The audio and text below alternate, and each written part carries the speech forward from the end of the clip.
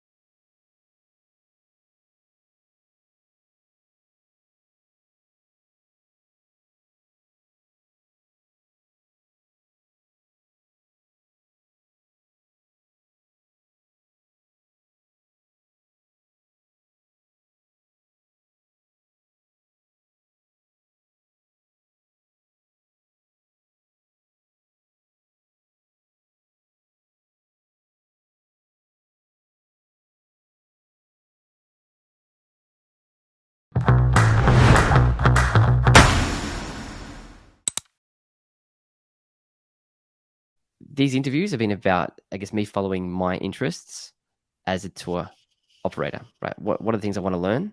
And when I talk to other tour operators, I'm just kind of nerding out, right? Like I've got a conversation with Scott Brills, who runs a small safari company out in Tanzania.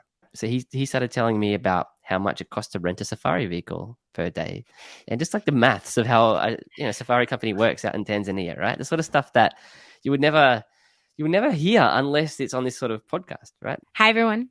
I'm Nikki with the Tourpreneur team, and I'm here with Matt Newton to introduce you to a brand new series, the Multi-Day Podcast. Matt, hello.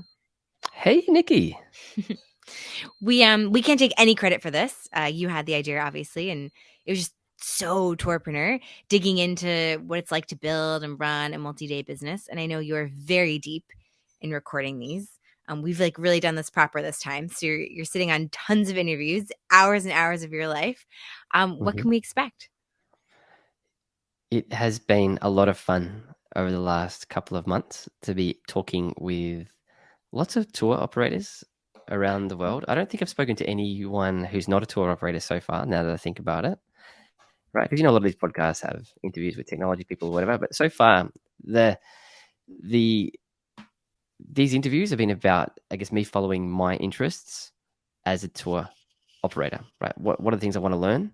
And when I talk to other tour operators, I'm just kind of nerding out, right? Like I've got a conversation with Scott Brills, who runs a small safari company out in Tanzania.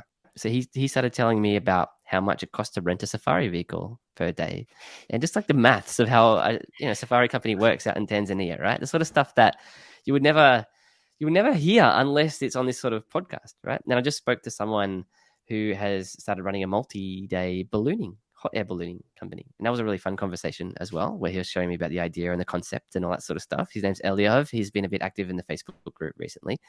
And that was a lot of fun too. And just learning about how that business actually works, right? How does the safety work? How do the numbers work? All that sort of stuff. It's for people who are interested, not just in tourism, but in the business of tourists and what it's like to be a business owner in all these different spaces. We've got a conversation with James Wilcox from Untamed Borders, which I think people are going to like, because he runs tours to Afghanistan, Somalia, Iraq. So I get into it with him about, okay, what about safety? What about insurance? How are you getting money to these places? Just the sort of things that you start thinking when you see a tour operator with a really random business. And those are 3 examples. We have another one as well that I think I'm really, really proud of this conversation. Her name is Denise, and she has had the experience that many tour operators have kind of tinkered around with the past, or maybe you flirted with it in your mind, but actually setting up her own NGO. But she started with an NGO first. She actually set up a school in Kenya, and she shares her experiences of what was actually like to be that person who's setting up the school, and how it went pretty much down in flames, and then why she came back and did it again. And somehow managed to start a tour company in amongst all of this. So yeah, those are some examples of the conversations I've been having.